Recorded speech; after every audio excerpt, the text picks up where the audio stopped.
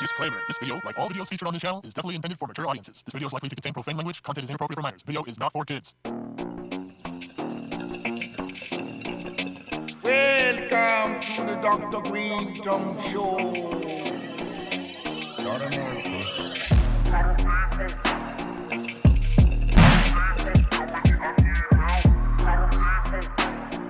How you doing?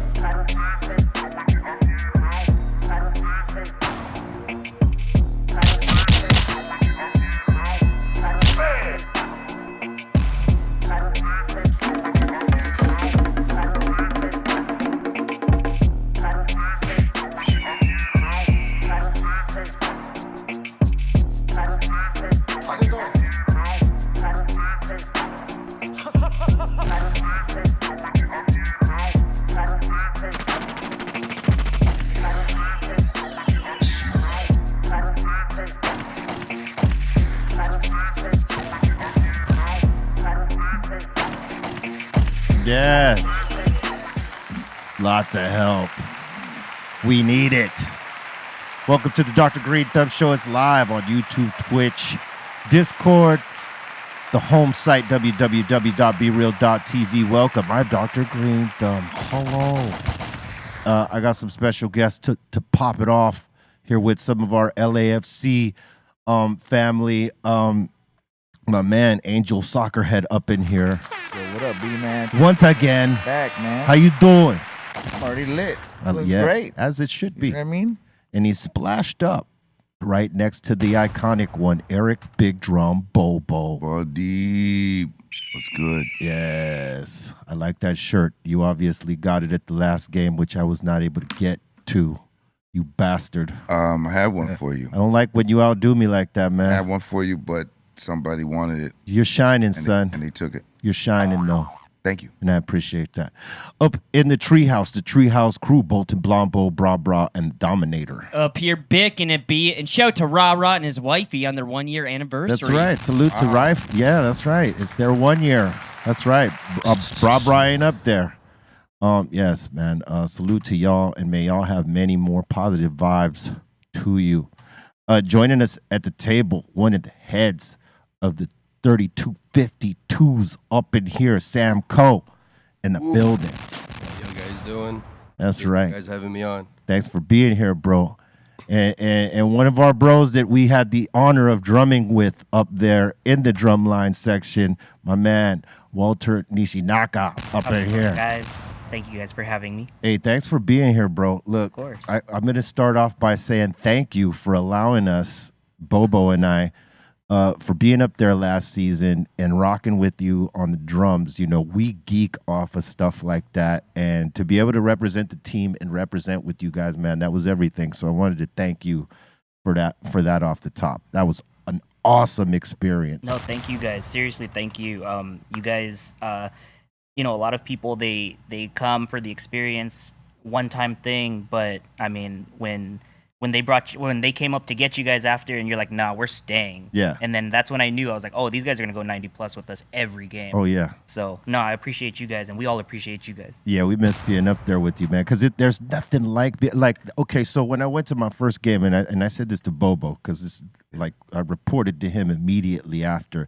I went to on the first game. I've been a fan of LAFC since they came, but like I had not had a chance to be at any of the games and stuff like that because of our schedules and stuff like that. But when they asked me to do the song, right, I said, okay, I'm definitely going to go to a game. I'll, you know, check out the team for the first time, like in person, right there, watching the game, hearing the song, and just absorbing the vibe because I've always been a Team LA sports fan, right? And being there, where we watched the game from was everything. But when I saw the North goal section, the 3252s and the supporter section just going off, I was like, man, that's where I need to be right there. And I made sure that they took me up there to the next game. And that's when, like, the very next one I told you about, I was like, man, we got to go up there. It was our mission to play with you guys. We're like, we are not going to not play with these guys. Man, it's the energy is undeniable. I mean, you are standing up. There's no sitting down. You're standing up. You're there. big power for 90 plus. Yeah. And even as the band, the fans are leaving the stadium, it's still up there with the chants with the team Yeah. and everything. So it's a whole experience. You got to be committed. It was a great experience, to say the least, man. How'd you guys get it started? So actually, I didn't. I wasn't one of the first people in charge. There was Jose Rendon. We call him Soul Drum, and then there was Tony. They were the first drum directors of the 3252. Nice. They're the ones that got it started. And then when we started rolling out, I was friends with Jose, and I was just like, hey, I'm a drummer. If you guys need help, just let me know. And then that's how I started drumming with the 3252. And then in 2019, Soul got into an accident and he couldn't do much at the time. So I said, you know what, I'll take over for a little bit while you're, recovering. And then I don't know that, and then I just never left. And then I became the director of the 3252, and that's how I started. Awesome. And was the energy always like that, or was it massive Always. build up? Always. Yeah. We hit the ground running. I mean, even before I started drumming with the 3252, I went to we used to do rallies in Lot 6, the parking lot that's right next to BMO Stadium. Yeah. And I mean, it was going off then, and it was, Wow. it was just nonstop. So then the day of the first game, I didn't know what to expect, because at that, at those rallies, it's, 40, 50 people, but now we're going to have 3,252 people in our section, plus the, thousands of others in the stadium.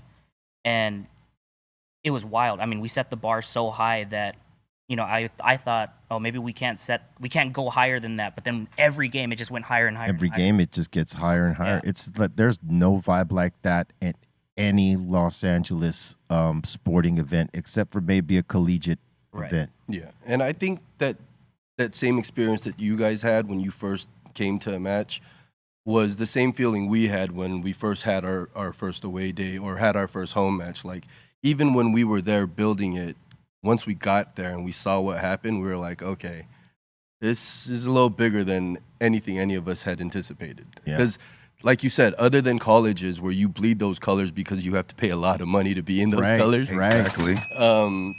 yeah, like there's nothing like it, where you're never gonna get that many Los Angeles people, unless it's music, to like fully participate in anything like that. Right. Right? Like, you go to a Dodger game and when you're winning, it's cracking. When you're not, you're just, enjoying garlic fries. Eating Right. hot dogs. Yeah. So yeah, I mean, the it was Dodger dogs and the fries. Yeah. it was a beautiful thing. Like, and as far as how the 3252 started, it was the mantra, right? Like that they all said from the beginning, Uncle Rich, street by street, block by block. And that's really what it was. When they first started, they looked for supporters of like different clubs, because LA is a vast community that has Right. so many various like little pockets of interest where People European that come football. from people come from different places that now live here. Yeah, so they did a great job of reaching out to communities that knew they had a voice here, and gave us a place to share that voice. Yeah. And I was saying it earlier, the most beautiful thing about this is the community, because LA is a melting pot to a certain extent, but like, everyone stays in their pockets, in their bubbles, right? Like, that's kind of Yeah. the beauty and the, not so beauty of LA is you'll get the authentic food, but like everyone stays where they're supposed to stay. And this football club of all things gave us a reason to actually meet our neighbors. Yeah. It's a wonderful thing, man. Just the vibe is as wild as it is, it's all love. Like, you rarely see anyone getting into any. It's all just love, crazy, 100% energy for the team and the culture of the squad and the whole thing. It's Yeah, amazing, I think it's important, and and I've noticed that in all of soccer leagues all over the world, they all have like a supporter section, and that's one thing that other sporting teams don't have really. They're like the Lakers. I remember back in the day, I used to play in the Laker band, but they didn't really give us any love. It wasn't like, any feature or anything like that. It is what it is. But to have a supporter section that are down, that bleed the colors, that represent and, use that energy, it's something different. and I noticed that right off the bat, LAFC, like the energy is like it's unlike any other. You know, it seems like other teams in the MLS are just a fraction of what the energy of the 32-52s bring. Yeah. And it's new in comparison to those teams that have been around. They're seeing what's happening here and be like, we need some of that action. Like the first time I seen them, I mean, the first time I had ever seen them was at Dodger Stadium.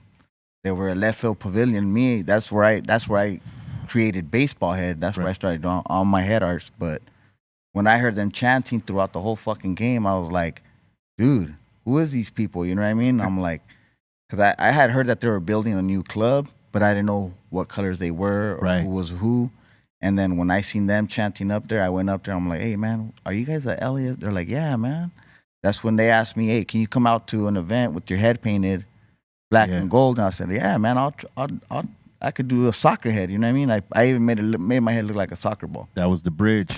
And that was it, man. It just took off from there, man. Like no other soccer team really caught my eye. Right. But when I seen them over there at Dodger Stadium, I already knew the vibe that they just keep going. Yeah. You know what I mean? And it's fucking awesome. That's what we need. Yeah, man. It's exactly what you need, man. The kind of energy that section creates sets it off around the whole stadium. You know, it sort of just resonates throughout. Because what you start seeing is people that are not in that section singing along with that section. And that's everything. Yeah. You know what I mean? When the drum line started, how many drummers were there and how many drummers are there now, would you say? So when it first started, there was 13 drummers. Yeah. Now I would say there's roughly 35 plus drummers. Yeah. So, I mean, it's grown. Yeah. When it sounds like thunder, man. It gets pretty loud. It gets loud and it's awesome. The chants and the percussion, it's like war chants. It's like, Big time. And it's going to war right there. Just energy. Yeah, I mean, we got the Weiways. Yeah, the Aztec drums. We got some war drums in there, and I think that's a sound that's very unique to the North End, even in world football. So shout out to the U Chant We Bang folk. Yeah. That's the dope shit about it, is that it's a combination, and I know I caught one right there. The combination of like the big ass bass drums along with those Aztec drums, and then like the plethora of snares on the top. It just sounds, it's awesome, man. I mean, even like, leaves my ears ringing after when we're up there drumming with you guys. My ears are ringing right after, but man, it's awesome. All ages up there, men, women, kids drumming. I mean, my favorite drummer is El Rey de Tambor. Man, I keep my eye on him, man, because he is locked in. I mean, he just is locked in, man. It's dope. It's dope. Yeah, as somebody, you guys are musicians as well, so like when you see somebody that young, committed, and like just so into it, right? Yeah. It's like it's like 11 or something. Yeah. 11 to 12. And with those kinds of people, it's like you wanna make sure that it stays fun, it stays relevant to them, because who knows, one day they could be sitting here, with a podcast talking to guests saying like, oh, I'm a musician, I'm a professional musician, I'm an artist. And, so like for the younger generation, the younger drummers that we have in the 3252, we try to make it as much of a learning experience, but also like the best environment ever to have them grow as musicians as well.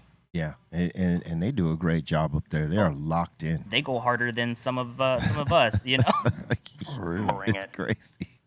Man, has there been anyone that's gone up there even as one time, but has really totally not intentionally, but just totally botched the chance that you had to kind of say, just hold up a little bit. So for me, like when I was in charge of the drums, I wanted to make it as simple, as basic as possible, so anybody can learn how to do it. So when I was in charge, and we would hold practices, and new people would come, and they'd be like, "Oh, I'm interested in doing it." I would tell them, "Look, if you guys are open to criticism and corrections, if you guys are open-minded, I will teach you guys how to do this kind of stuff." So then, honestly, we've never really had people come in cold and just be like, "Oh, that was terrible," right? I make sure that every drummer that came through went to at least 1 or 2 practices where I can at least teach them how to keep a rhythm, keep a tempo. Right. So then if they can't do what everybody else is doing, at least they can be like a metronome to the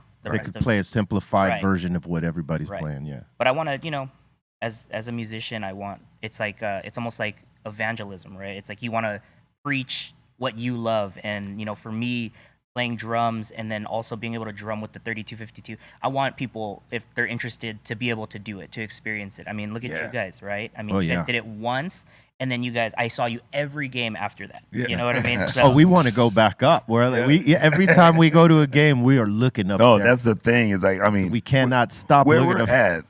Where we're at is great. The energy is great, is everything like that. But then just steady, just like looking up there, like, man, We were up there. we were up there. Like a mythical place. And leave out of there smelling like Modelo and all that. Angel would be bringing us triple shots of tequila up there, bro. We're trying to Being lit. well, let's get you guys back up soon. Oh, yeah. I'll make sure that the right people know where to go. Yeah, we'll snap into the rhythm. Yeah. I mean, you guys. Bring it. Yeah. We want to get some of them down here to play for these folks. Sometime play, because we could set it up, and it would be awesome for these folks to hear some of those crazy ass rhythms and the energy that's created for the team. Right. Because I mean, it's an amazing thing, man. I think it'd be a really cool idea. We here have the luxury of being kind of like not self-employed, but we're in charge of our own schedules. Yeah. Yeah. Not a lot of people can sit here at whatever time it is, 2 p.m. Yeah. On that. a Wednesday or whatever day it is. I don't even know what day it is. Is it today Monday? It's my day. Yeah, It's working. It's working. You guys got me high. All right, it's working. But no, but you know what I mean. So Yeah. if we can do it on a weekend, or even if We it's could. like a game day kind of Yeah. thing. Like if there's an away day and all the drummers are here in LA, we could come here first, do a cool jam session, and then all hit up a watch party or Oh something. yeah, I mean we're flexible. We Yeah. could rock it on a weekend or a game day. Either one works for us. We can make it happen. Yeah. Even if we just film it, it doesn't got to be live. We could do it. Right. We could film it and play it Yeah, for these definitely. folks. That way, if they've never been to a LAFC game, they could get some of what that vibe is, man. You can Because taste. because it's like it's infectious. Yeah. I tell you, that was like the first thing I noticed before the game even started. We're hearing the drums. I'm like, oh man! And then the movement of that section and how everybody is united and like we are going to pump this up Yeah. for the team. There's no lazy ass section that just sits down there like, all right, you know what? I've No. had enough. No. I'm gonna sit down. Nah, if you're in that section, you're standing up No, the whole time, There's seats for that. giving energy the Exactly. whole time. There ain't no bum ass people sitting down. There's like- literally rules posted outside on plaques when you walk in telling you, don't have your phone out. This is 90 plus. Bring it or go somewhere else. bring it or go sit in Like the other that, section. huh? Bring it. You know what I mean? And that's commitment. That's dedication. That's love, man. And that's the part I love about it, man. That's why I was so stoked to go in that section. That's a trip, man. When I was living in Argentina, I was invited one time to play with the drum line for Boca.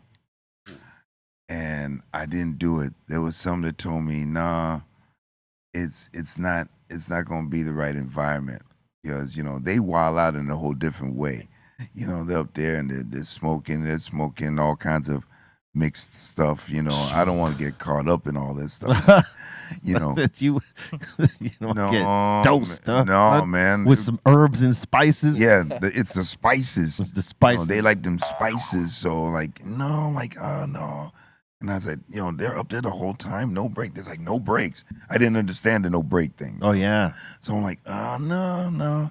But when Yeah. B, when you said, yo, man, you need to come up, I'm like, yeah, man, I'm down. For some reason, like, I'm down. It's a whole different But I environment. told him, I You said, know. there's no breaks. Like 5-10 seconds is all you got. But I think the fact of being around when you're like what they say, the hoodlums, and hooligans. the hooligans, and the herbs and spices, Yeah. and everything goes up in there. I'm like, nah, I won't get caught up. It So would have been a different experience. yeah, different, but no, LAFC is for me, man. Yeah, man. I totally agree. It is. Yeah, we appreciate you guys because, like Walter said, there's a lot of people that'll walk through those, especially after we won a cup. A lot of people are going to start coming in, but you guys are the only ones that saw it. And, I always say that the North End is probably the greatest collection of LA's freaks and weirdos that I love. And, like, it takes a certain type of person to want to jump in there and not be in that, cool little suite that you guys have. Yeah. So we appreciate the passion that you guys have for it and that you guys saw what it is and wanted to be part of it. For me, it's like an awesome mosh pit, right? When I see a dope-ass mosh pit, I want to jump in it. I don't want to just look at it. I want to jump in it. I want to get involved in it. That's the way I looked at the North Goal was that, that's like a mosh pit up there. I need to be in it. Hey, man, the only thing I ever tripped off of was after the game, like driving home. Because if the team had scored more than one goal, maybe let's just say 3 or 4, you smelled like every drink they served. And you could easily, catch that. Yeah. All right, step out of the car. Breathe into this. Even if you didn't drink anything, you smell Right. like you're the whole bar. This is true.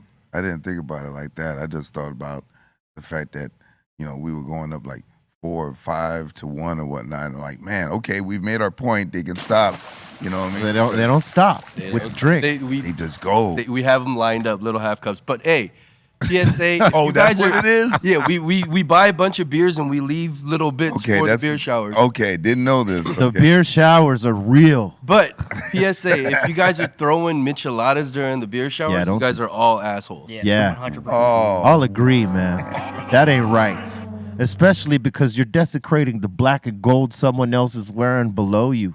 Yeah, You know now what I mean? girls got glitter and tahini on them. It's just a weird mix. Yeah, it ain't right. man, no. It ain't right, man. So you got the beer already set up. So then when you use that, get another roll set up for the next one. I swear to God, there was one game I felt okay. like they were just pouring it down my back. all the time. Oh no, Yeah. sometimes Sometimes the the drunk upper- assholes yeah. up top, yeah. Oh, yeah. Yeah. I'm like, damn, man, they're wasting their beer, man. Oh, y'all got beer set up just for that. Prepared. Designated beer. It's like a little, like pour one out for the homie type of thing. You know what I'm saying?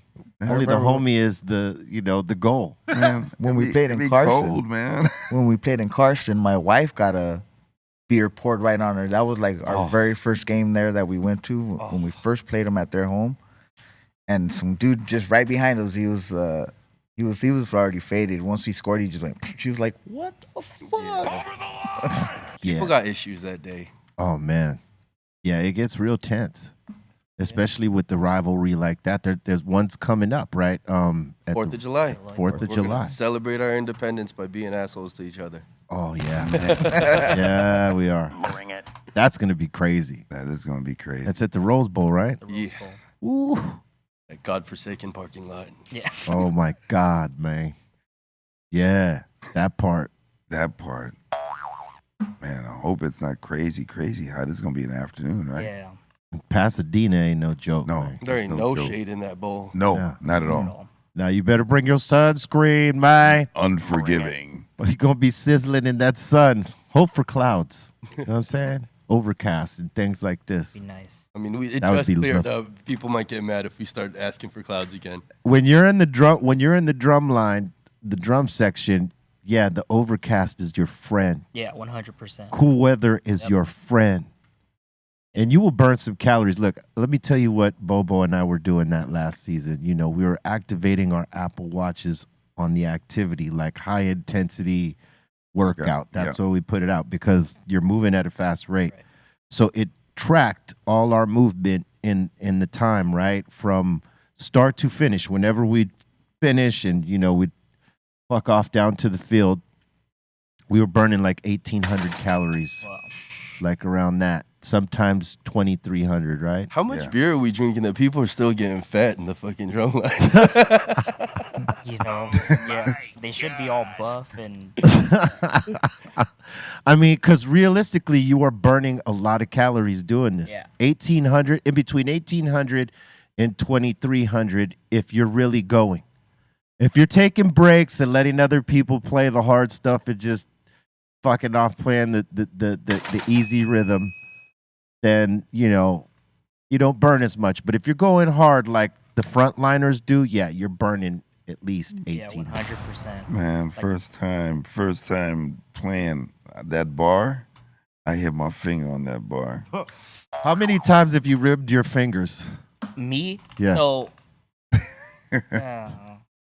not on a bar, but on the drum. On the you know, drum, on yeah. the bass drum, it has like an elevated part, right? Yeah. And, Yeah. you know, like I've had times where like this part of my ring finger is just like thrashed because it's just like boom, and you can't stop, right? So, you can't So I'm just stop. sitting there with like a bloody finger, or Yeah. just like a big scab, and it's just like, and then you get a goal, and then beer gets thrown on you, and then it burns. Oh, then and it it's just burns, like- yeah. and- Yeah. I would rack both the two front tops on the rims every now and then. That's why I started wearing gloves with pads right there. I was But gonna put pool noodles around it. oh man, that's the business right there. I could Yeah. see that.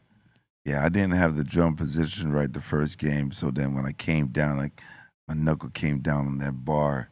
And those That was rough. that doesn't go away for a long time, man. No, Nah. that's a good one. That is a good one. That's a good one. Yeah, mine stood around for at least 6 to 8 months, and every time I would touch it, it'd be like, you know, Right. Yeah. that little nerve, it's still inflamed. You gotta ice it. And then when there's people that are new, right? They get blisters. Yeah, And they're like, "What is this? Why is my hand bubbling up? What is this like?" because you liquid knew, in my-" baby. Yeah, exactly. So Those are the little dues right there, you know, because you're playing nonstop for like, I mean, there's the break in the half, you know what I mean, which is what, a 10, 15-minute break or something like that. You got that 15 minutes, but front to back to that half and then front to back Right. to the second half, you are playing with maybe 5-10 seconds break. You better have some stamina, endurance, Right. and a little bit of callus on those sticks. like for me, I never watch. I don't watch the games, right? I never get to watch the games, so I play at the game and then I go home, and when I'm eating, I watch the highlights of the game.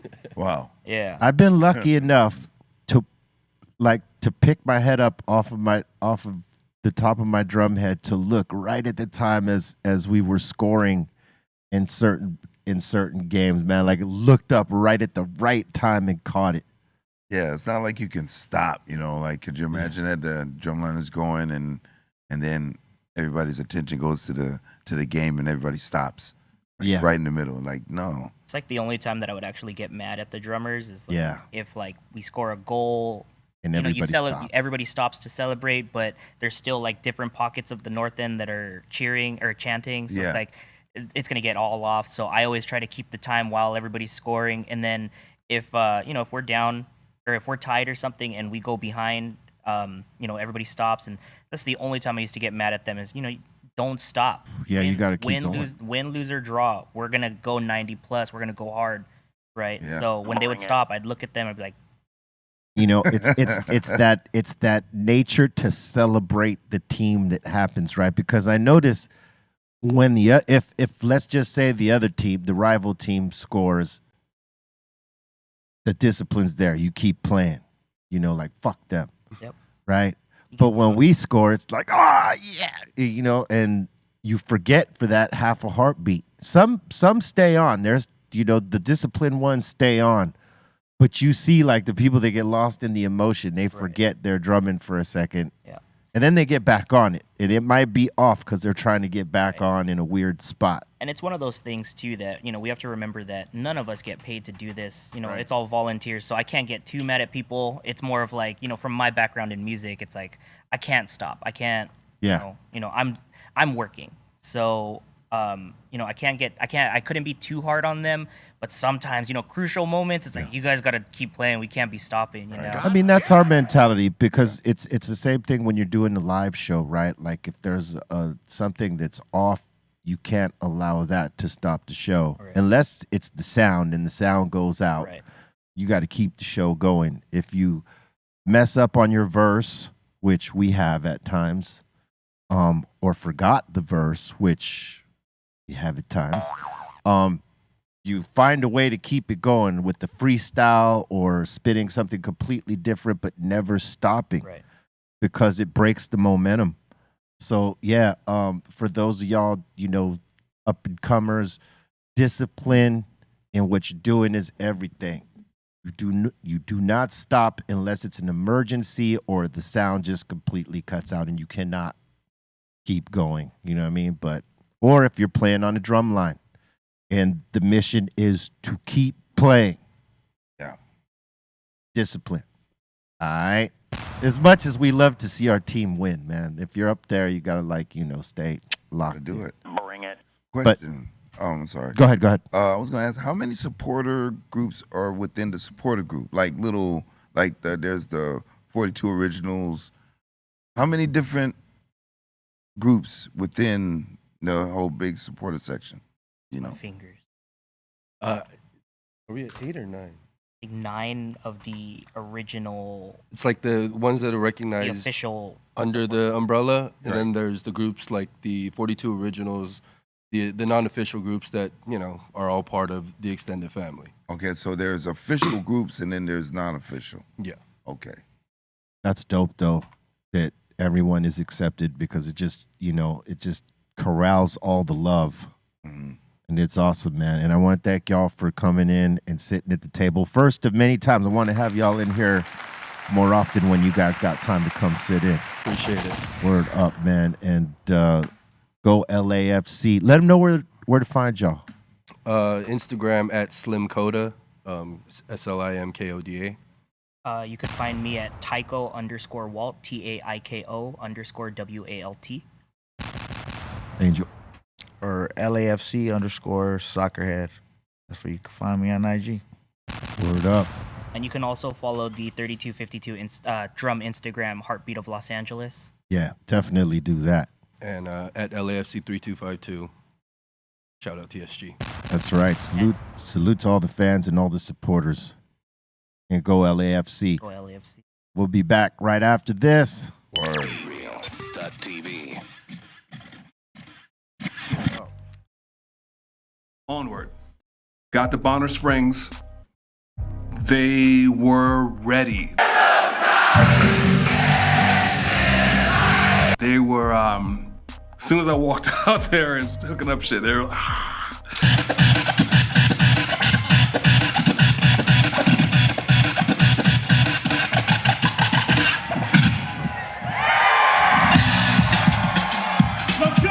There's two different Kansas Cities. There's Kansas City, Kansas, and Kansas City, Missouri. In either case, we were in Kansas City. And we had a nice little day off. We were staying at this place, this hotel, that, we've been noticing that, they've been redoing some of these old, places and making them into hotels. And the one that we were in, it used to be a Pabst Blue Ribbon brewery, and even before that, it was a place where some mobster had his, hideout, and during Prohibition time, was getting his shipments of alcohol off of the train tracks, which were right next door to the hotel. So it was kind of crazy, like being in a spot that's, that was once owned by the mob. And you can just imagine the shit that went down there. In any case, nice hotel. We got a chance to walk around a little bit. It was kind of warm out there, kind of humid.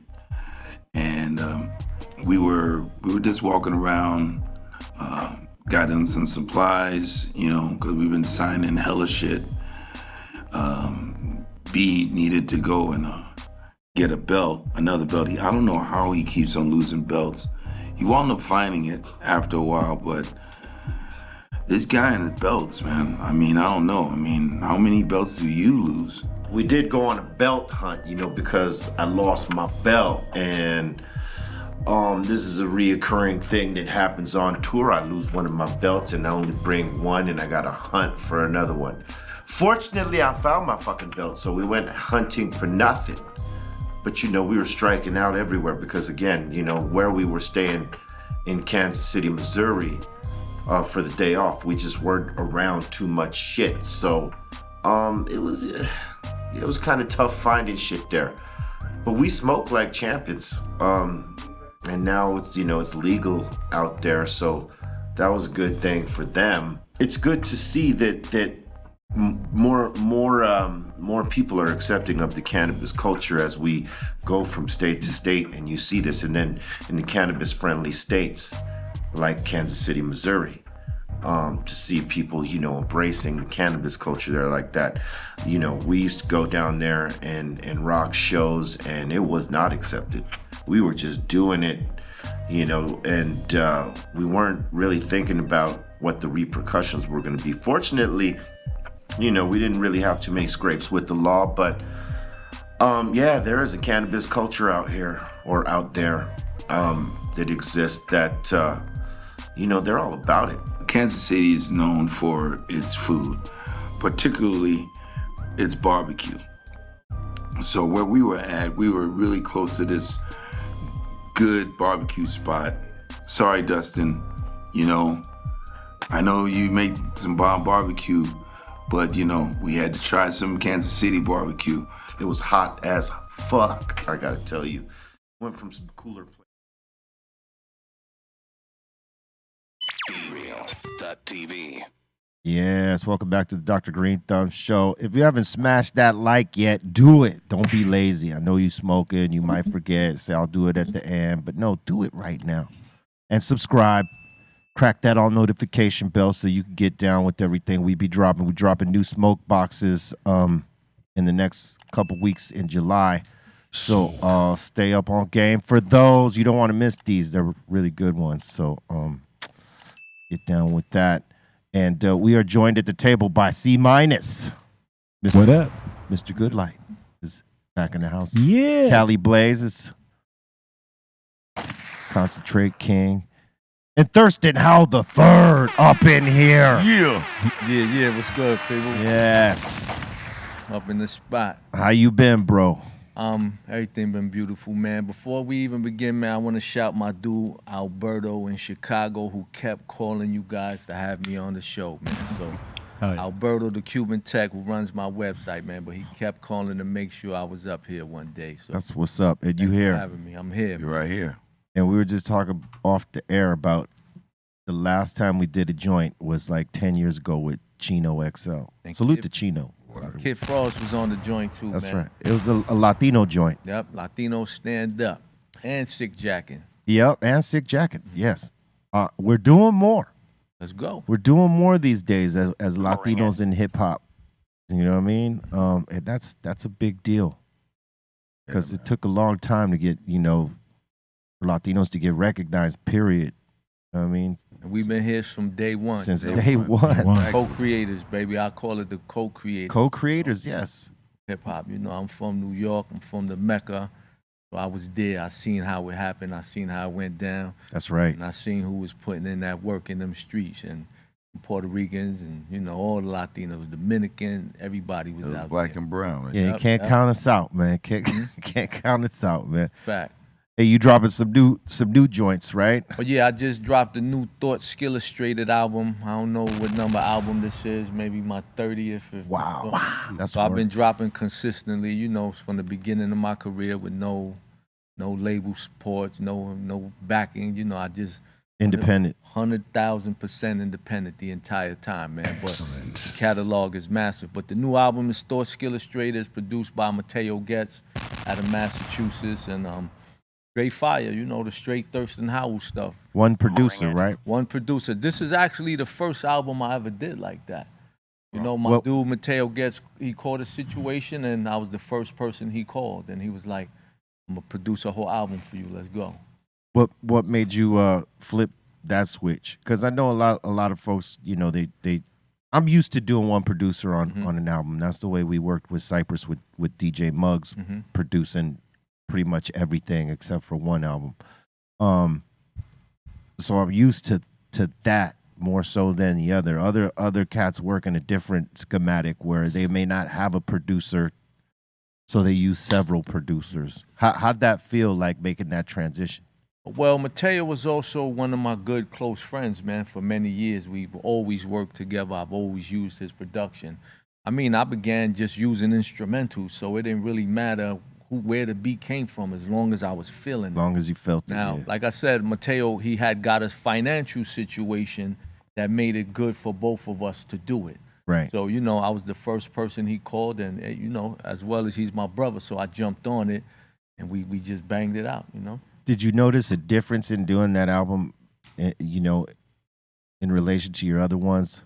Like in terms of like it having like a unique sound? I mean, it's still Thirstin all day. It's like I just pick whatever I'm feeling and Right. I just knock it out, you know? There was no agendas to it. I wasn't thinking conceptually what I must follow, and it's just feed me the beats, and whatever I'm feeling, I'm gonna destroy. And you know, that's exactly what I did. So you're like flexible as far as like, you know, you can do an album with a multi producers, and then you can do an album with one producer, and you know, you're good. I've done several albums where I'm the producer as well. Dope. You know, so I've released. My versatility is crazy. I touch from any angle, any style, any flow, and almost any language at this point. I think when you go by the vibe, you're most flexible. Yeah. In terms of snapping in whatever type of way you need to. You know what I mean? Sometimes when you try to calculate it and it doesn't go the way you planned it, it might throw you off, and then it's all fuckery at that point. But like I think when you vibe it out, man, you know, it's organic, and it takes a direction of its own. Definitely. Absolutely. I just listen to the beat, man. Whatever the beat tells me, that's what I do.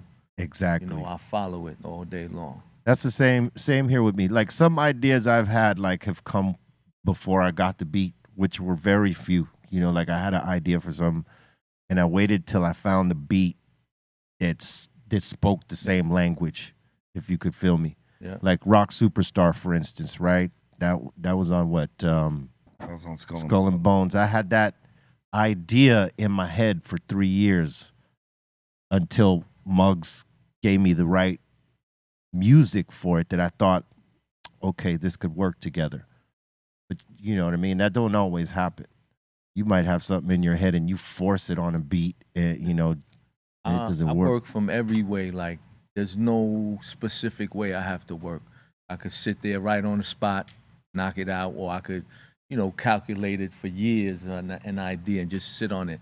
I've had songs that I had the idea for, like you said, 7, 8 years, but the right beat never presented itself. Right. I just released one right now called the OG, stands for Open Grave. And I had that idea forever. And my nephew actually produced it. He sent me the beat. I was like, wow, I've been waiting for this. You know, but there's no real method to how I create, man. I could do whatever's going on, however it's supposed to flow, under pressure, you know, weeks to go, whatever, man. When you have an idea, do you write it down or do you store it? I write everything down. Yeah. I've learned to that way do you that. come back to it. I got ideas from 20 years ago. I worked on the Lyricist Lounge show out here, and there were several sketches that I wrote that they didn't get it, or ideas I had, and I still have that folder to this day for when the time is appropriate to pull those ideas back out, man. I believe in writing everything down. That's how you put it. You put it in the universe and you manifest it. Whatever I begin, I must execute, I must finish. There's no finished product or ideas just laying around. Not even rhymes. I don't have a rhyme book. You know how dudes say, yo, you got a rhyme? I don't have a rhyme book. Every rhyme I write gets recorded. There's no, you know, book left over with leftover rhymes. I don't have that. I bang them out immediately. Yeah. There's no waste. None. Yeah. No, same here, man. What know. I'm putting down is what's going down. Bring it. And if it doesn't make the cup, next one. Yeah. Exactly. I don't, because I don't be attached to it like that. It's the vibe that carries me. Same thing. You know what I mean?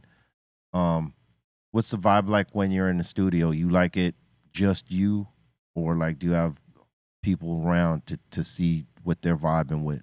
I'm versatile, man. And whatever the situation is, I could accommodate myself to it. Now, I believe being alone, you make your greatest shit, especially within your thoughts. But also, if you got the right energy of a crowded room, you can pull from that as well. Right. Like, I'll write a rhyme having a full conversation with everybody at the same time. And all the bits and pieces of my conversation helps me write the rhyme even faster. I'm a freestyler as well. So, the freestylers is just easy to come up with hooks and rhymes and all of that. Yeah, spontaneous on the moment. Spontaneous. Oh yeah. When you do your records, do you set out with a specific number of songs, or do you just keep recording till you envision? All right, I think I got it. The way I usually work is I just record all the time. So when I think about throwing out an album, I'll just look into the files and see what fits this title that I just put together. Dope. So like during the pandemic, I recorded 5 albums. There's nothing else to do. But before, even in the beginning, I was putting 27, 30 songs on an album. And I had to learn to stop that because that was actually 3 albums I did. Yeah.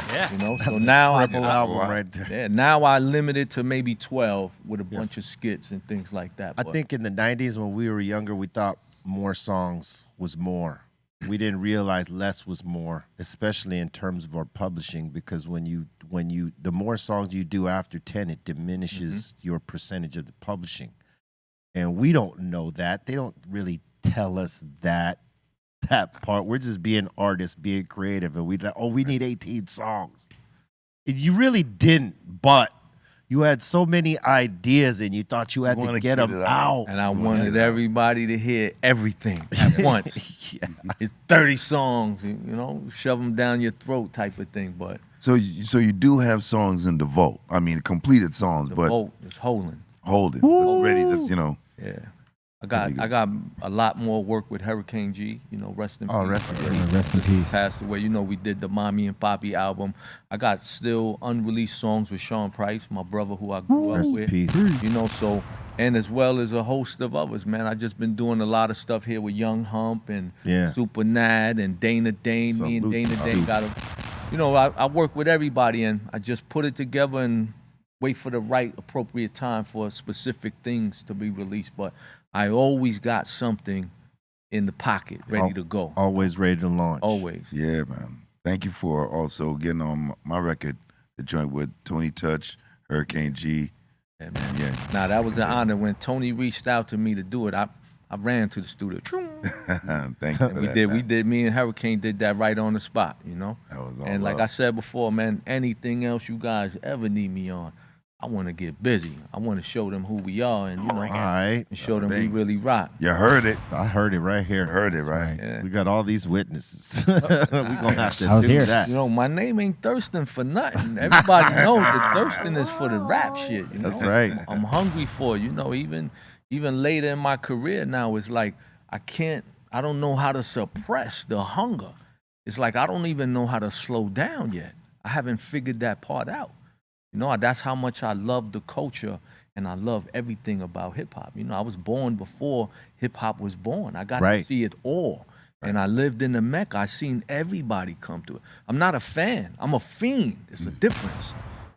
Even of all your stuff, man. I was in jail buying all your albums and studying them. And it's funny because everybody used to tell me I look like you because I had the big afro and all that too. So it's like. Once upon a time, we both did, bro. I can't do it no more.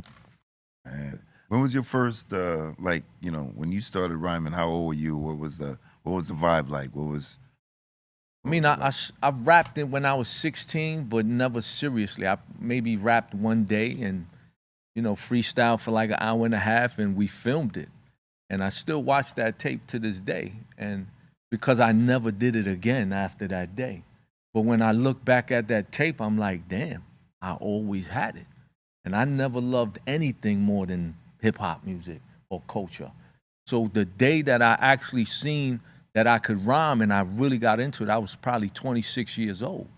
And from that day on, I could not put it down. You never stopped? I never stopped. I never slowed down.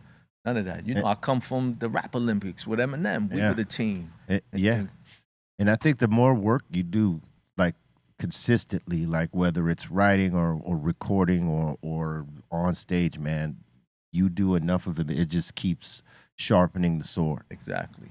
And you know, from the beginning of my career, I couldn't get a producer to give me a beat. You know, nobody would let me in their studio. Nobody believed that I'm actually trying to be a rapper.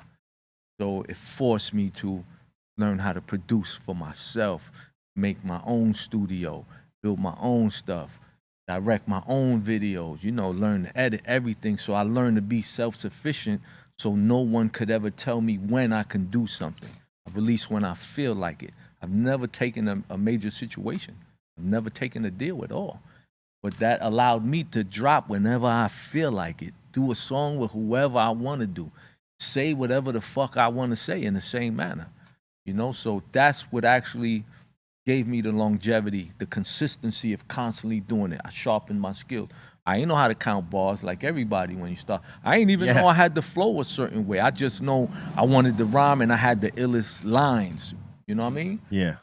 I mean, that's the same. A lot of us didn't know what a goddamn bar was until someone had to tell us what it was and and explain, okay, this is how it works.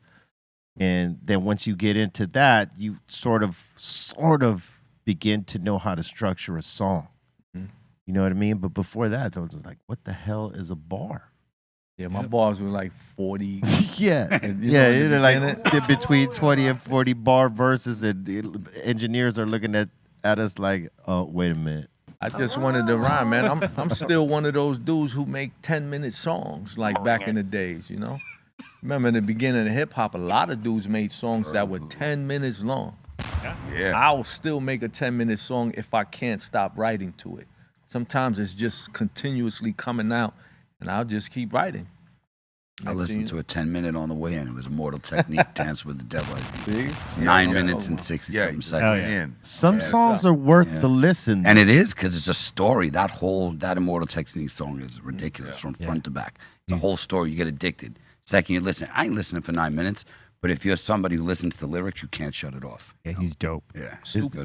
Was there a chorus in that song? Yeah, I think like only 2 or 3 times. Only 2 or 3, yeah, probably 2. Like 2. I swear to you, yeah. He only did like 2 times. The rest was just straight bars. Jimmy Spicer, Super Rhymes, was the first 10-minute song I heard, and it had no hook. Yeah, that's right. Yeah. So even me as a rapper, I wanted to rap like Jimmy Spicer. I wanted to be a character.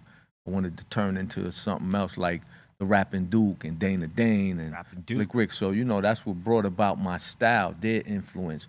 More than anyone, Jimmy Spicer, because that was like the beginning of hip hop, but I've been absorbing it since day one. You know what's crazy in terms of 90s hip hop, right? Coming out of the 80s into the 90s, record companies went back to that old school 60s mentality where a song had to be 3 minutes, no more than that. 3 minutes and some seconds, as KRS-One states, because quick pop, right, and catchy.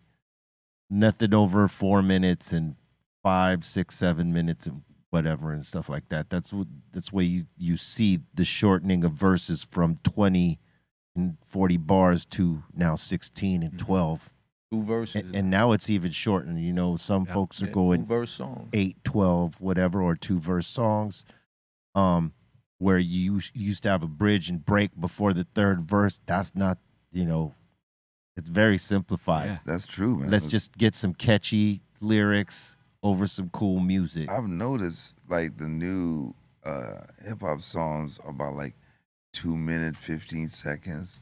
That's a jet. And let me tell you what. 2:10, and it ain't bad. No, it ain't bad. It's catchy and it's quick because people's, you know, like their mindset, it's a lot shorter, the attention span of apparently, right? But they were having a conversation about with Bow Wow for some reason about how hip hop has not charted yet this year.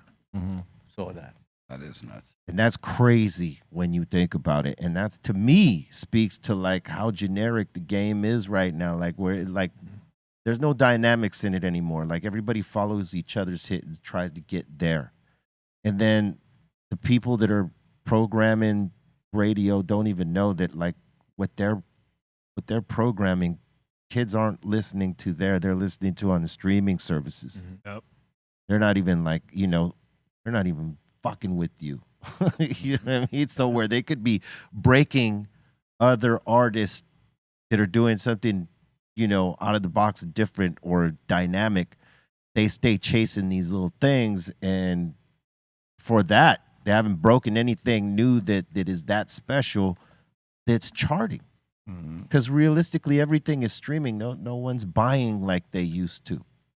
That don't count. Like streaming doesn't count. It does, but it doesn't count like a sale. Yeah. You get a sale. You get a bigger chunk of that sale than you do that stream. Is the sale considered? You're getting like a penny iTunes? on that stream, and then you got it's a certain amount of streams before you could even get that fucking penny. But like me, I buy the music from iTunes. That counts as a sale, right? Because is It that does. a stream? To a degree. To a degree, That's a but sale. It's still a sale, though, right? It's a sale. It's different than a stream. Yes, That's what I was Yeah. talking about. Yes. Like buying it on iTunes. like hard sales are what you actually want. Gotcha. Yeah. Right? And there's a decline on that because there's so many streaming services with the same damn library as an iTunes or whatever. Tidal, Pandora, and all that. All of them. It's available everywhere. If you just pay that streaming service, you get all these songs. Yeah. Right? So why buy them? Right. And most of the hip hop shit is driven to those playlists.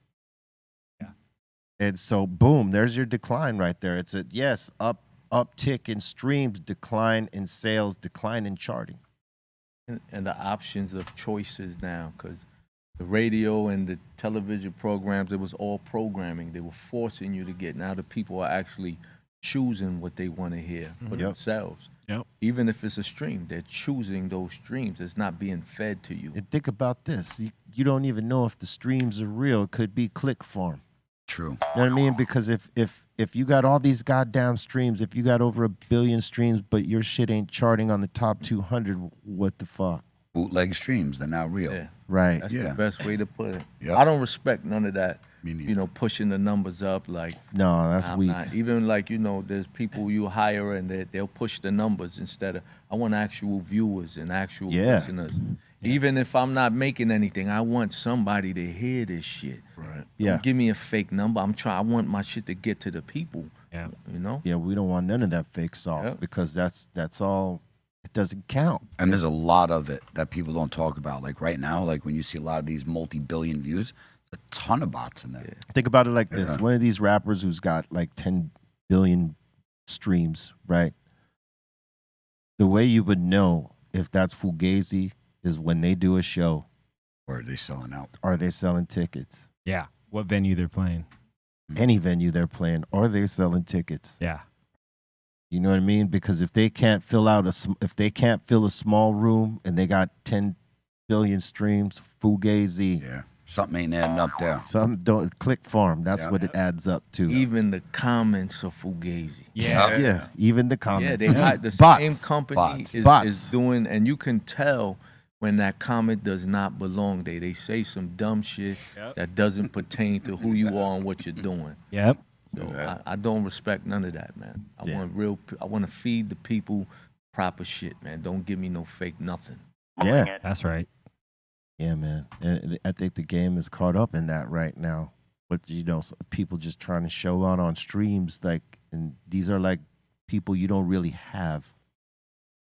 Like, if you had 10 billion streams, you yourself should be able to go play your own damn festival, like a pop star would, like a Taylor Swift or some who's got those real fans, right? Who sells those actual like a Cypress records.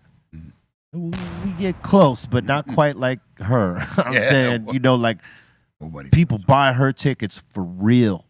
Her streams that she has are for real. The tickets she sells. She sells condo prices for tickets, bro. That's what I'm saying. Like, there's no bots like on her shit like that. It that's real stuff right there. You know what I mean? Like some of these cats that have the same amount of streams that she might have. Yep. They ain't pulling their shows like that. Hell no. Mm-mm. I don't. Show me one, and that's not a part of a festival. Right? It's their own tour. It's their own shit where they got 20, 30,000 people out there a night. then I'll believe your 10 billion streams and stuff like that. Yep. And it's only gonna get worse too. Or What with the bots? Everything, Yeah. all of it, even the culture, like a lot of the things, the way it's being translated today. Imagine the next generation how they're gonna translate it. Yep. Yeah. Things is beyond watered down now. Yeah. I don't even know what to call it. Yeah, everything that will be lost in translation, you know what I mean? Like all the things that we love and hold dear could be gone in like the next like generation or two. And you know, like a lot of people always say, I can't wait till hip hop returns to its essence of what. There's no genre of music that ever returned to its true essence. No, they all keep evolving. Yeah, Evolve. yeah. evolution is inevitable. You know what Yeah. I mean, so it's like you got to keep going forward. So how do you evolve it into the right things? You know, and that's Right. how I look at it as an artist. I continuously evolve, but I'm evolving still to get more raw with the hip hop in different ways and Yeah. all that, to feed them Right. properly. Yeah. yeah. I mean, there's always ways to evolve, man. You got to want to, though. Yeah. You got to step through that door because, like, a lot of people be holding on to something, and it's like, wait, if you hold on to this, you ain't going to grow past that. You got to be able to grow past that. If you want to stay in this game right here, stay relevant to your fans that get down with you. Mm-hmm. And, like, you're trying to get new fans, you got to be, you know, willing to take that chance in the evolution of yourself as an artist, man. Because if Yeah. you're just holding on to this, that eventually gets old to people. Mhm. And maybe this is what they want to hear when you go do your shows. Maybe that's all they want to hear is that old shit Right. when you go do a show. But they want to see that you're evolving as an artist when you put out your new shit. They may not want to hear that at the show, but they want to hear that, like, As a fan, As I a get fan. it. As a fan, I get it totally. I've been to those shows where I'm waiting for the classic one. A lot of times they don't want to hear the new shit. I want to Yeah. hear the one that, you know, that stained my brain once upon a time. they want to hear. Listen, when it comes to the alone time, that's when they absorb the new stuff. When they go to a show, they want to hear the familiar stuff that got them like loving the artist in the first place. When you bypass that, Yeah. when you cancel that out and say, you know what, I'm just gonna hit them with this new shit and that's it. Yep. You're the experience you're going to have after that is going to be similar to the experience that they're having right now, where they're saying like, what the fuck? Like, where's all the bangers at? What's this new shit? Like, I appreciate this, but where's the classics? Yeah. Yeah. You know what I mean? And you know, when if you're an artist that pays attention to all the shit that people say in comments or this or that, then you're gonna take the backlash right there as the artist. You're like, boom, you're dealing with that. And no artist ever wants to hear no bad shit. Mhm. But it is what it is. It's a part of the Package game. deal. It's a package deal. That's the game though. That's the crazy part of the game is that like you could make all this new music, but before you start introducing it into your live show, you got to let the people soak with it for like 5-6 years if you're still doing it, and then fucking implement it here and there. Unless it's a current radio hit, right? If it's a hit, current yes. radio hit, If there it's- you go. If it is a current radio hit, substantial, you could pop it off into the show, and people are going to be like, "Okay, acceptable." only But if you don't, acceptance, if you're not having that, you better stick to them classics. Even in my shows, I stick to the classics. Same here, man. Sometimes, a lot of times, is because that's what I have memorized the most. I might like I said, I just did a new album right now. I did 5 albums during the pandemic. I can't tell you one of those raps right now. Yeah. I do so much. It's hard to memorize everything. If I mix it down, then I probably could memorize it then. Yeah, when you got a catalog that extensive, man, a teleprompter Yeah, that'll be a best in the ever. future. I mean, Snoop Dogg, he be rocking teleprompters because he got so many goddamn songs. Yeah, it makes I mean, even with features, they're like they were counting the other day. We were checking out who had the most features. He has the most at like 500 and some odd features. Wow. Now think about that. He could do he could do days of shows just based off his features. Yeah. Bro, he could do almost 2 years, like He 1.5 years. He could do a show. one every day. He could do a whole tour based off of the features and just be like Snoop featuring. For real. You know what I'm saying? Not even his own original songs, just the featured songs he's on. Yeah, it's Yeah, 500. Crazy. Yeah, 500. But you gotta respect that type of work. Yeah, That's That's work. what I look at. When I seen Lil Wayne on all those features, Yep. I was like, He's number 2. that's a monster because that's a work ethic that's unbelievable. Excuse me. Bun B's number 2. Wow. And Lil Wayne is number 3. Bun B has more than Wayne? Yeah. Wow. I wouldn't have thought. Beery, Yeah. what was that number one more time? Hey, Beery. I'm waiting. You know, sometimes our internet is. No, let me go here again. That's not how Beery responds. It was it was Snoop Dogg with 583, Lil Wayne with 430, and then Bun B with 280. Okay, I had him reversed. Yes. Yeah. All Okay. right. Damn. Bun B at 3. That's still. I didn't. That's a lot of bars too. It's a lot of bars Yeah. when you count them up. So when you think about like trying to remember everything that the mind is a hell of a storage space, bro. When you think about how many songs we can actually remember and do off top, and then being a fan of other people's songs, Knowing their shit. knowing theirs, Yeah. like the capability of our brain, man, is crazy when you think about that.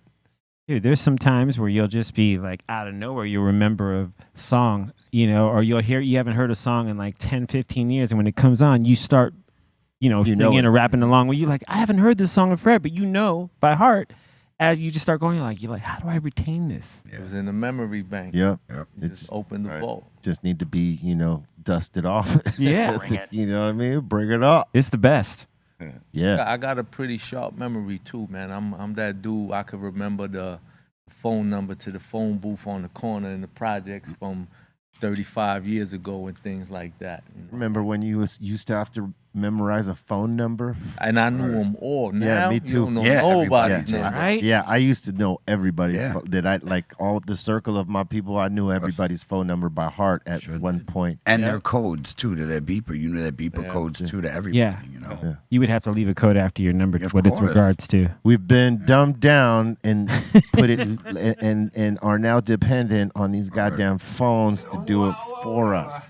Yeah. But we as rappers and artists and musicians, right, who do any kind of the art form, and I think if it's pretty much down to anything you do, you know what I mean? You use a different skill set with that, and you're constantly using your mind and using memorization skills. Mm-hmm. You know, when you got to put these songs in your head and go perform them, that's working the muscle in there, man, and you got to consistently be working that. Yeah, DJing as well too. DJing is that. You Yeah. got you're remembering everyone else's songs, when to come in, when to come out. You got Percussion is that. Yep. Same thing. And even with what Cali Blaze does with the concentrates, there's a math and formula to that and a process. And you got to remember all that. Yep. You could write it all down, but Got to be second nature. Oh my God. Yeah. Yo, but you also remember where they said weed would make you lose your memory and things like that. Did you have that effect? Because I'm a guy, I would smoke 100 blunts while I'm writing songs, and I memorize that rhyme while I'm writing it. yeah, no, it And doesn't make smoking. me forget. It actually Yeah. makes me focus. So that was more basically a myth they threw out to the world because it never affected my memory. Alcohol does that for me. Mhm. Like if I've been drinking, and I've said this many times here, if I've been drinking slightly more than I should, which I don't do, but there had been times in the past where I had maybe one or too many drinks, I lost the first word of the song. Done. Can't. I've lost the memory of the entire night drinking. Oh, that's for sure. I've been there. Man, what are we talking about again? See, but that, you know what? That's weed to me, though. I have a great long-term memory. And music, forget it. I got decades stored. Yeah, you got lyrics. You got word bars, for huh? word. Like, I'm good with lyrics, but You got bars, Thurston. I'll got forget. bars? I will literally forget what I'm saying in the middle of what I'm saying, and then I'll remember, or I'll forget where I put something to. Like short-term memory, if you smoke a lot, you will. every once in a while, I'll be like, what the hell was I just saying? Like Yes. in the middle of talking. Oh, man. But you'll get it back 2 seconds later. And your long-term memory, like so far, 30 years of smoking, my long-term memory is still on point. But I will forget what I'm saying mid-sentence here and there. Yes. You know? I'm with That you. ever happened to you? No, not necessarily. You know, Yeah. unless I get distracted by something. But if you're a stoner with this problem, write your shit down, so that if it's something that's like major, important, or an idea that you feel is incredible, write the shit down. I mean, and you got a phone, so just go to the notes, boom, boom, boom, boom. Yeah, I can't write my phone rhymes or anything like that. Paper. I'm still stuck on the paper, man. I started doing that a long time ago with those T-Mobile flip phones. You remember those? Yeah. Cartoon had handed us a couple because he was doing sidekick. Sidekick. Oh, wow. And I just said, well, you know what? I started writing rhymes on that. I know dudes who lost their whole album of rhymes in that phone. Oh. And never got to record it. So Wow. I always stuck to the pen and paper for some reason. But even when I would do a show or whatever, I would make my lineup for my songs and listen to those lineups. I would listen to the songs before the show, just to refresh my memory. You know? Right. Because all I need is that one word And then that you brings me remember. in, and I remember all the rest. It's the one word, man. Yep. The one word rule. Yeah. Every rapper has had to deal with the one word. Because that if you have the first word, it unlocks everything else. When you forget that first word, and it's contagious, right? Because I know I've looked over at Bobo and I said, "What's the first word in this shit we know?" He's like, "Oh, stuck." And or I'll ask Send Dog, and he'll be like, Yeah. Everybody gets stuck. It's contagious depending on how you ask it. Like if you ask it in a desperate mode, like right before the beat comes, "Hey, what's the first word?" Everybody's stuck right there. Right. Yep. Right. You know what I mean? But if you ask it in a calm manner before it all starts, "Hey, what's the first word, dog?" "Okay, it's this." It's weird how that happens. Yeah, you just can't. I can't focus on the desperation face though. Like saying, Oh man, when you get them, yo, help me out, and I'm like, Desperation. the desperation face, because then I'm either laughing or I'm totally forgetting, to help you out. I'm like, yo, Too you much fucked me pressure. up. You know what I mean? Too much pressure. Yeah. So I'm gonna look over at me sometimes and say, yo, I get my back. I said, damn, man, I didn't write this. Yeah. I mean, I usually got them. You know what I mean? got Either it. way, That's great. I do all the backups. You know what I mean? But there was, there's times you could do the backups and it ain't coming. Yeah. You know what I mean? Like even if you got like someone there to like kind of guide you back on the verse, when that shit is gone, it's gone for that. Even if the arrangement is different on the beat, that'll throw me off too. Yeah. I'll forget certain parts because the beat arrangement now It's is different. Yeah. Because I'll follow the arrangement of the beat to know where I have to say certain lines. Yeah. That'll confuse me. You know what's crazy is Send Dog was having that issue when we started doing the flips. Like we'd flip the beat and stuff like that. And he wanted it more original. He felt more comfortable rocking on the original, because I could see how that could be a distraction. You know what I'm saying? Yeah, because you're used to like the original. You're used to like the original flow and everything like that. That's ingrained. Then when the flip comes around, and it's different, it might feel a little different. It throw you off a little bit. But it could be dope, but it could throw you off. Well, when the flip goes down, you better be ready. Better be ready. Nice. You better be ready. I had to use it. It was right there. Well done. Excuse me. All right, I think it's that time.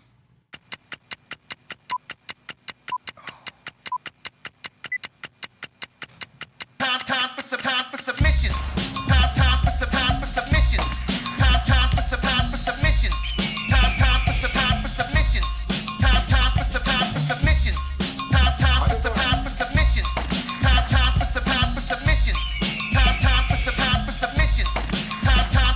for submissions. All right, we got a bunch of submissions in today. First one of the day, we got Dean Jones up in here, and he's saying he went to the famous Three Sisters and Blue Mountains out in Australia. Wow. That's beautiful, man. Three sisters. Huh? I still never been to Australia. It looks so beautiful, man. I got. You would love it. It looks so nice. It really does. It's like California to the max weather, bro. Yeah. Can't get in over there. Go to the Shire. Yeah, you ain't getting in. Yeah, they kept me out for a while. Then they let me back in recently. Yeah, but I think if you have felonies, they ain't letting you in. Yeah. It's a wrap. Yep, that's a wrap. It's a tremendous amount of paperwork and fines you must pay to maybe get in. All right. And Dean Jones is saying he had a meat pie, mashed potatoes, gravy, and mushy peas. All right. Bring it. That's a lot of sauce. That's that gravy. Gurvy, man. Gurvy. That gurvy, right? Gurvy. That's that gurvy. All right. I'll go with that. Meat pie. Yeah. Bring it. Dean's got them portions down, man. Little portions. All right, man. He's trying to scrape that weight off, man. Good job. Meat pie. And next up in here, let's see. We got Mama Cass saying she broke her 24-hour fast with a little chicken and sprouts. Nice. Nice Okay. maple syrup. Yeah. Oh. Okay. All right. Oh, some syrup on me. That's it? Oh, thank God. that would have 24 been hours? crazy. Yeah, I was like, after 24 I hours. see what she's doing. I see what she's doing. What? In glass, that's gangster. Yep. Well, if you got a light touch. Look at that. Yeah. But Oh, she's- what is she That's doing? my style right When there. she said that, like, she broke her fast, it Yeah, sounded 24 like hours. it sounded like she did it, by accident. No, she didn't. No. She knew exactly what she No, was she doing knew right here. exactly what the hell she's doing. I see what she did Nice right there. cast too. iron. Look at that. Pistachio crusted. Yeah, that's nice right there. Yo, crust. Uh-huh. Some Love Brussels Brussels sprouts. sprouts. Yeah, me too. Love them. All right. Oh. I see. Okay. Please. Damn. Damn, Mama Cass. Mama Cass. Oh, cast. Oh, Okay, look at Proper that. thing, Look proper at that thing. presentation, son. Look at that. Oh. What's that streak on the side, man? That's design, bro. That's I think that's the print The on art. Yep. It's a print on the plate. Is it? The art. Yeah. Oh, wow. Thurston said, yo, what that But you streak, did a man? nice job. I was like, nice schmear you put there. Even that last plate wasn't too convincing. The look was like, yeah, they say one thing, but it looks like something else. All right. Okay, that's pretty good. Where's that butter? Some more drizzle. She just All right. That's good. Okay. pistachio and She put- Parmesan crust. That's good. Damn. With the Okay. maple something. Maple syrup sprouts. Nice. She did not play. Maple syrup sprouts. Gotta try that. Yes, please. All right. Yeah, Bobo, bring them in. Yeah, man. Hold out, Bobo. What's your I haven't even made them. Like, I You don't haven't even made know. nothing over here. Yeah, he has. Hey, I have. You just take. I have. He Yeah. just takes. Just do it, bro. Take her. No one's listening to you, Blaze, right now. Okay? Hey Thurston, what's your favorite thing to eat or cook? Man, I cook everything. You know, I got the jail recipes cooking show where I just cook all the prison cuisine stuff. Man, Prison cuisine, man. What's really gourmet? A gourmet prison recipe. I What's mean, gourmet? it's just based on survival. It's about the resources that are within your reach. And, you know, I'm Chef Survival Kid on the show, so I could make a complete meal out of anything I find. You know, I'm real inventive, and it's like it's a true story. This is how I actually lived my life, Right. and things like that. So, you know, I'm a cook, man. I cook. I get busy at home. I cook everything. There's nothing I don't cook. That's what's up. Nice. And, you know, the rice and beans is heavy because I'm Puerto Rican. Of course. So Yeah. my rice game is the truth. I think I'm like one of the best rice and beans makers in my family, and better than my sisters. How's you that know. pegao? Oh, man. All right. Pegao, there's Yeah, no pegao, such how's thing your as game? pegao no more. What? No more pegao. Why? No more pegao. What do you mean? We fought for that. That was life. I mean, Why is it over? because there's no more corn oil in the rice and things like that. You know, so there's olive oil now, and we're not burning the bottom of the pot, man. Yeah. And I even limit my rice. I do everything brown rice. Even if I'm making rice with gandules, it's brown rice and gandules. Or, you know, I'll make Chinese rice with brown rice, you know? Ooh, that's the And it's banging, man. It's banging. right on, man. Hell yeah. We got Rose and Ricky up in here saying she's repping Cypress Hill on the BET Awards pink carpet. Yeah. Nice. That's Yeah. nice. Rosa. At least somebody did. Hell yeah. Thank you, Rosa. Well done. This just happened, you know. I did, so we don't know nothing about these, bro. That was last night. Yeah, that was last night. Downtown was cracking this weekend. It was very packed. Mm-hmm. All right. And we got Sharky up in here saying greetings to Be Real, everyone around the table in the Treehouse crew. It was cool chilling with B, Callie Blaze, and Dro on Saturday at Dr. Greenthumb San Diego. And he brought us another bottle. I have it here. We will crack it. Word up. Salute. Bop, Oh, bop. yeah. Thank you very much, man. What up? What up, G? He always comes through, man. Yes, he does. And he's saying shout out to Callie Blaze for the hash hole. Got you, bro. Oh man, He's this cool. this had me Proper. right for the way home. Yes, sir. Glad you enjoyed it, bro. Oh, I did thoroughly, man. And we got Randy up in here saying Shaq doing big things. He's throwing his first festival. Ooh, Hell yeah. What it'll, is? it'll be popping. Oh, it's all. Oh, this bass, that's like Yeah, EDM. EDM style. Dude, I saw a video of him sitting in like a plane, and he's had like his laptop up, and he was like doing beats.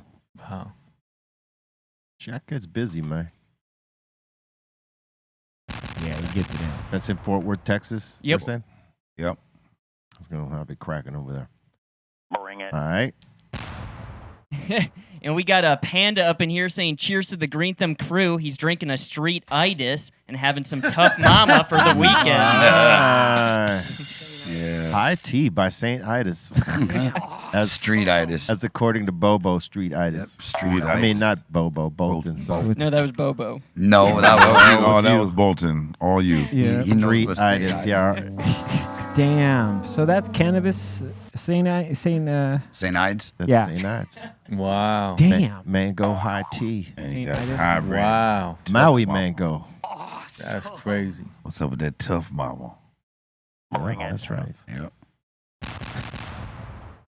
And we got El Ray up in here showing off his grow.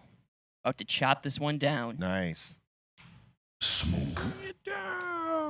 She looks good. It's like an OG or something.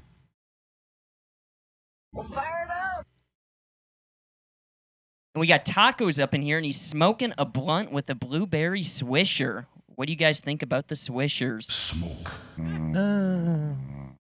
We don't Once do- upon a time, I smoked some Swishers, but Me like too. I was guilty. Same. years ago. Same. It's more Phillies and White Owls and, Yeah. and Dutch Masters in New York. Those were the go-tos. I come from the Philly era. Exactly. Yeah. That's when we Philly. started. Phillies. Yep. But I was a big backwood man. You know, that's a Brooklyn thing too. Yep. I left my Philly at home. Didn't have another. I want to get blunted, my brother. Yeah, Phillies they were selling a lot. In Even that their time, merch, because like- that's all anybody referenced in Yeah. the beginning until White Owl and some of the others. But It was Philly. they got the most run, sort of like Timbo's, Yep. right? Two companies that didn't do nothing for hip hop, even though hip hop elevated both of them. Their presence Yeah. in these markets that they didn't even expect to have. Hip hop has done a lot. A lot. Yep. For the world, it bridged Yeah. the gaps of the world. True that. It's never been done the way hip hop did it. You know. That's why we here right now. That's right. Oh yeah. Real talk. And we got Mizzle 10 up in here saying, got my workout session in while listening to the Kitchen Sink crew. Shout to C-. What up, Mizzle? Word up. Hell yeah, that's cool. It was a fun mix this morning. That's right. Stay active, man. Yep. Hell yeah. And we got Ione up in here saying, all boof in Europe, but I'm smoking that Cali good. With that. Nice green weed. That's Yeah. green. Yeah, that in our book, that's kind of green, even though there's hints of purple in it. That's Looks still like like albino. Where do you weed. see purple? on the bottom right. That one right there. That right there. That's a little hintish. It's more green, but Yeah. it's more green. Yeah, it just look darker. Yeah, just slightly darker. And we got Orange Ellis up in here saying 10 more days until my cast comes off. Dr. Greenthumb and the herb have been a lifesaver. My man's double, but Double. damn, what did Look you at do, that. bro? Damn. That looks like the penalty for stealing or something. What happened, We're bro? gonna break both. Yeah, hands. exactly. Man. Come here. No, that's a gambling debt. Exactly. Put your hands on the table. Yeah. Put your hands on my eyes can see. Put your hands on the table. Yeah, you don't got the money. We're gonna have to break both your hands. Man, Pick a hand. going to piss ain't comfortable. Oh no, yeah, Oh yeah, number 2 either. There's nothing comfortable. nothing comfortable. Somebody else got to wipe your ass. Oh, No, all right. Yeah. and you say "good day." Good No. day. Can you say help me? Help me. Okay, we got to show this one. Be Real sent this one in. Ludacris with the big shoes. Oh, word. I need some of them. Yeah. He's like my height, bro. He's like 5'6", 5'7", something like that. You He's got short. the big arms. Oh, Oh hell yeah! He's short. Oh, that's That's crazy. the best. That's good. That's crazy. That's from See? the video. Yeah. Yeah. You got the shoes, then the arms. All right. Dude, he's dope. Yeah, he is. Have you guys done a show with him, B? I think we've done a couple festivals. Couple of festivals. He's dope. Luda. Yeah. And we got Pedro up in here. He sent the meet and greet to San Diego. We got a little footage of that. Bring it. Comes La Mesa, it's always cracking here. Staff is top notch. Come see them, check out the flavors. We just dropped a bunch of shit, so let's go.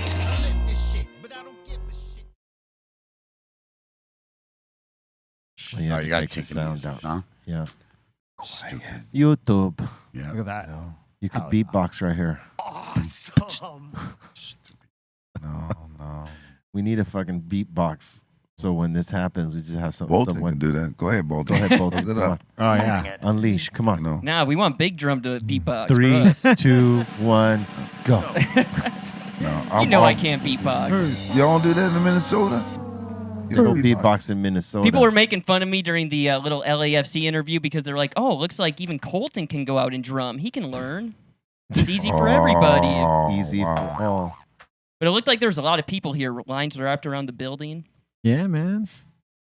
People bringing in their Funkos. Dude. They Great wanted, 12-inch. they wanted to see Dr. Greenthumb. Did you sign 12 Funkos, B? Anyone bring in extra Funkos? I signed some Funkos, but it wasn't like Nobody crazy. abused it. They brought Nobody it for you. abused it. It was Right. respectful. Yep. Yeah. It was cool. Salute to everybody who came out. Thank you very much. Salute to the staff down there in San Diego. Always kicking ass. So, you know what I'm saying? Salute. That's AKA, right? No. Yeah. Always kicking ass. AKA. Hashtag. I like that. New hashtag. AKA. Always kicking ass. All right. Next. And that seems to be it. Word up. We want to thank you for your submissions. Keep them coming to BeRealTVContest@gmail.com, and we will put them on. Now we're going to open up the doors to the Insane Asylum. You got a comment, question, shout out, suggestion. We want to hear it.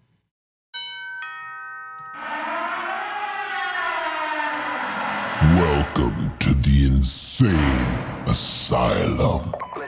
All right, let's do this. We got Twitch TV up in here saying, question for Thirstin. Which rapper made you go the hardest to make sure you didn't get killed on your own song? Let me see. Nobody. I go hard, man. I go hard with it. Got to go hard every time. I've been in the studio where people change their verse once I laid my verse down. Bring it. Or they change their rhyme and all that, you know. Much respect to Eminem. Eminem even changed his verse one time with me, you know. And that's hard. I've changed my verse before working with other people just because Yeah. to accommodate and make a better song. Right. Not because they outbarred me. I just felt I could have changed things to make it a complete song. Yeah, I think that's the best way to go. Like, have an open mind to that instead of like, oh, I'm just going to butcher everybody. Because sometimes you may kill that verse, but it didn't make the song better. And that's an important part. If you're trying to do a really good song, then yeah, you try to snap in that way. Yeah, and I'm always down to collab, man. I ain't trying to compete with everybody. You know, I wanna just make good music and be excellent at it. You know, But it even is if we gotta help each other do it. But it is significant to note when you make someone change their verse. You know what I mean? And not because you know, like the song is dope, but maybe they're like, oh wait, mate, I don't want to be the weak link. Hold up. MCs know. MCs gotta know. You know, You what have I mean? to know. And just like acknowledge, like, you know, you can go harder, you can go better. You know, sometimes you hear something like you can make adjustments. Some MCs get offended if you change it after they laid their verse. Yeah. You know, I've seen those kind Yeah. of cases where they actually offended. I'm like, whatever it is to make the song better, that's what I want to do. So even if you ask me to change something. One time Immortal Technique sent me something to get on, and when I sent it back to him, he said, this is not what I was looking for. So I told him, come to my studio. I'll do exactly what you want me to do. Came to the studio, I rewrote it according to the subject content he wanted, and then it was perfect after that. I felt no type of way. Right. I want to work. I want to collab. Constructive criticism. Yeah. There's no problem for me with that. You're not taking it personal. Yeah. Never. And you shouldn't. And these are my peers. These are peers, people I look up to, people I respect, and all that. So just let me know, man. And he came at you right, you know, just told you what he needs, and then he he take it offensive. Yeah. And then he came to the lab to chill with me while I did it. You know, I smoked like 50 blunts in his face while he wasn't smoking, and so I'm like, I know how he felt that day right now. For real. Oh, but it's dope that you could snap in like that, and that's how it's supposed to be. You know what I mean? I think. Yeah. I mean, we artists with unlimited bars, man. It's whatever the content, whatever the subject, man. It should not be a problem, and you should not be offended. Nah, let's do it like that's that. right. You know. Cheers to that. And we got Jibby up in here saying, hell yeah, B. Shout to Thurston. Any low-life events planned on the East Coast this fall? Oh, man, there have been so many low-life events going on right now. You just missed the Orlando Love and Loyalty weekend, which was kind of crazy. We brought MC Supernatural out and PD Crack, you know, and just spreading that love and loyalty. We looking forward to Art Basel once again this December. You know, we were doing the Art Basel for several years. My grandmother actually had a house in the middle of Wynwood, the art district, to where, you know, since 1974. So wow. When the whole community started changing and it got gentrified and it became the art district, I turned my grandmother's house into a venue as well. So we did a lot of stuff there, you know, and really keeping hip hop alive in Miami. That's what's up. We got Midget Mike up in here saying, low life, let's fucking go. Can we get you and Be Real to make a song? Oh, we got to do that. Hey, we can make an album as far as I'm concerned. You know what I mean? I respect Be Real to the ultimate. You know, I really respect the Latino rappers who weren't afraid to spit that language, man, and let the world know. You know, I'm from an all-black community, but I'm Puerto Rican, so when I seen MCs like Mr. Schick from the Mean Machine, you know, do those songs early, I was always inspired. So when I first heard your songs and you had the, you know, the Latin lingo and all that, I was blown away. I wasn't even a rapper yet when I was listening to Latin lingo and things. So to, you know, when I began rapping, the first thing I wanted to do was Spanish verses, man, just to keep up that tradition and show who we are, you know. So. And it's crazy to see what it's grown into now. Like what it spawned, you know, like it's huge. There's a lot of badass MCs ripping in Spanish, like, you know, in all parts. It's growing. It's like it's really growing. It's not stopped growing. Yeah, you know? right. But now it's getting an extra shine because, you know, I mean, now the beats are way more up to par than they were before. You know, the MCs are better. Are crazy dope. You know, so it's definitely growing in a big way.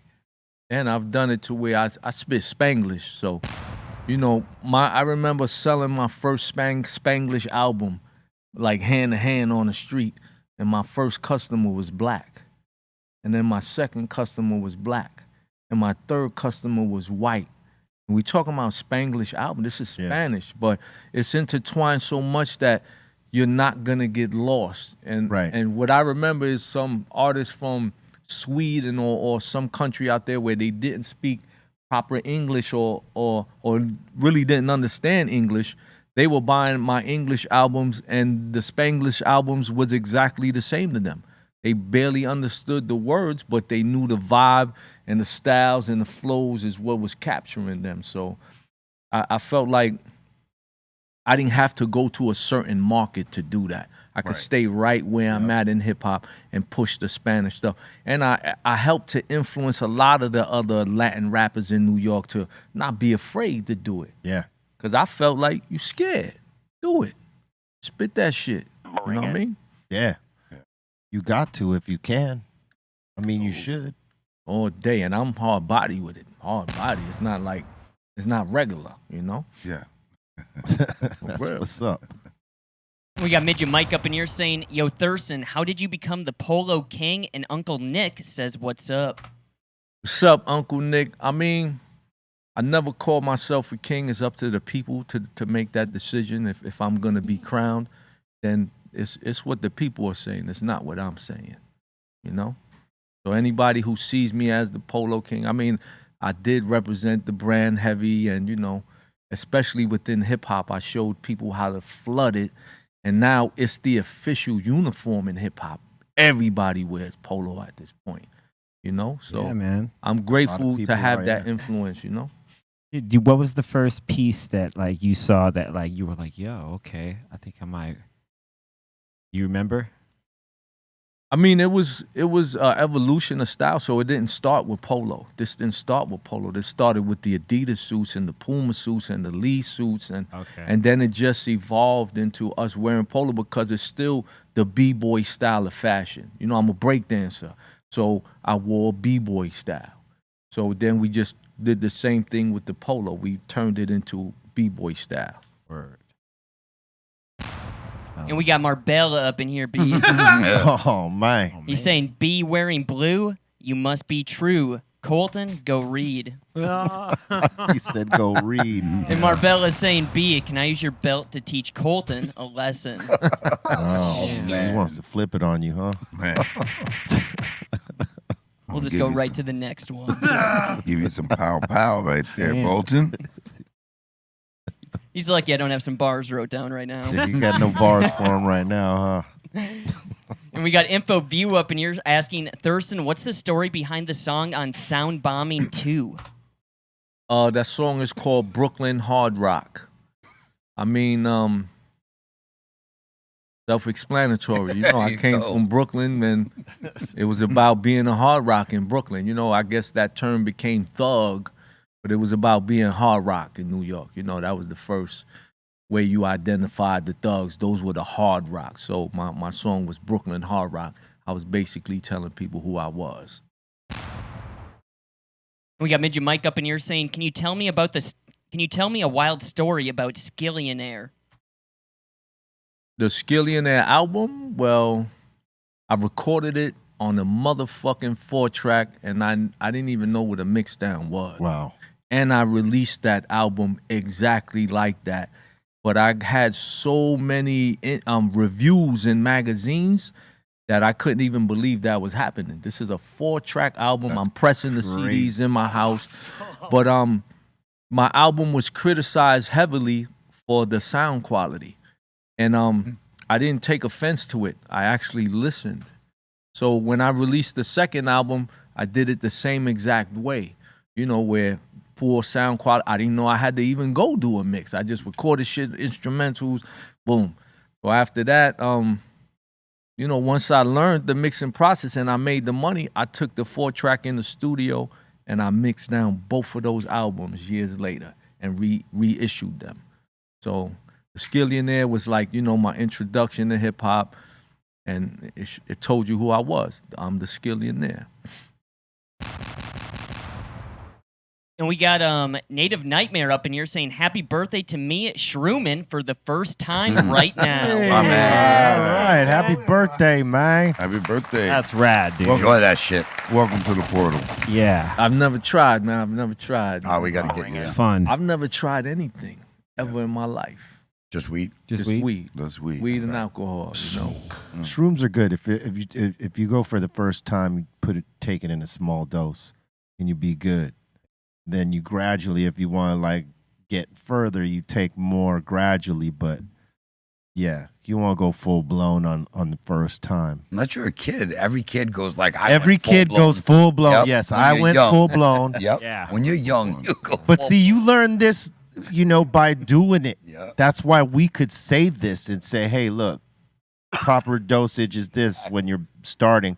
Why? Because we went through the trials and Yep. tribulations. Right. The heart attacks, like what I do. Wow. Yeah. But if somebody that never done it, they don't know what the proper amount should be. Like if you ask Bobo, he could do one of two things. He could steer you in the right direction and say, oh, well, you should only take this little bit right now if it's your first time. Or he could be a dickhead and be like, oh, here, take this whole shit right here. You're going to be good. Yeah.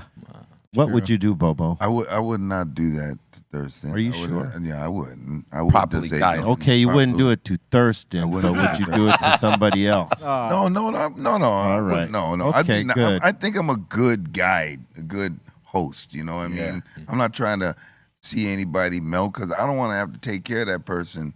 Yeah. You know. Yeah, we know about how that goes. You know. I've want to seen do that. And that's Redmatic. That's why I never tried it. One day I was gonna try it, and I seen what it did to somebody I was with, and I'm like, he didn't have no control over himself, and I'm like, I'm not trying to be in that state. Right. He probably took a little too much. And he was a real little guy, so it's like it definitely took him over. Right. You got to respect. It's all about mental control, though, man. I've seen big dudes go down because from little bits. It's, Wow. It's all about mental control. Yeah. Yeah, that It too. is. But you definitely don't want to be anywhere where you don't have any control of yourself. Yeah. And you're susceptible to all the elements. People that got your back too, for real. Yeah. Like You gotta- around. you got to have, if you're going to do it with people that are going to have your back and going to guide you through it and be right there with you. That's what you need. Work. Not Bobo. I'm not that bad. Next. We got Alberto up in here saying, love today's show. Thank you so much to Thurston, Be Real, and the team. Let's hear some new collaborations with Bobo, Be Real, Psycho Les, and Thirstin Howl the Third. Yeah, man. Yeah. All right. We got a lot of stuff. Les, I don't know where Les is at. Les came and stayed with me for a month one time, and we recorded like crazy. I know him and Juju, so it's like he stays working, man. nah, he's a beast. He wakes up to it, and the production is the truth, man. I could. Les is one of those producers that he could do my whole album. Yeah. That's how ill and raw his production is. Oh, yeah. Yeah, He's we the just best. worked on something. Yeah, That we're gonna be dropping pretty soon. that's hard. It started off with just a few songs, and then we went to like an album. Just yeah, it's gonna be pretty good, man. He did some snappy shit on that, man. I'll say. Les is a month. I still got a bunch of unreleased songs, man, that I'm sitting on. They in the vaults. That's what's up. We got the Inner Realms up in here in the super chat saying, let us produce that beat for you guys. The Inner Realms. Hell yeah. Realms. Bring it. Dude, they're Let's dope. hear it. Bro. Oh, yeah.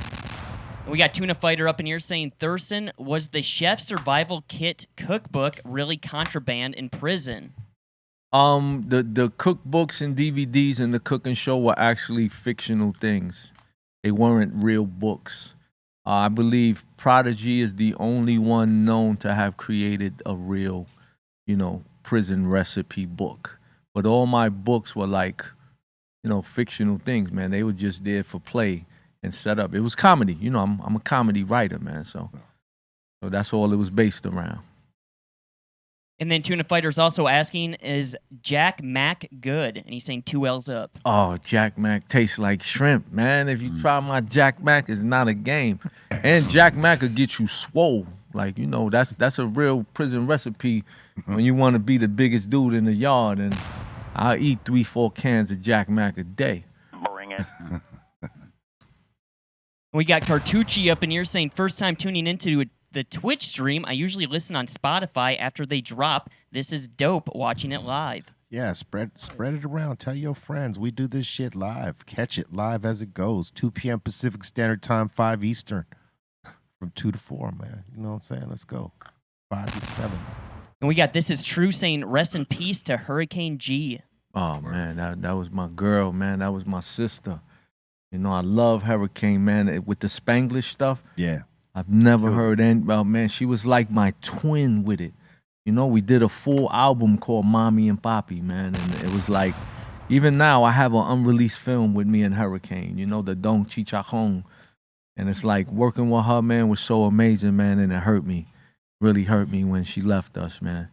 You She know, had so- mad bars too, man. yeah, and she was a monster with it, man. Like, I've never had to write a single bar. She was another one. She shows up with 35 bars for one verse. And I'm, gee, you got to cut it here. You know, move this there. But she was definitely true to this. And, you know, especially spitting it in Spanish. She was real passionate about doing that.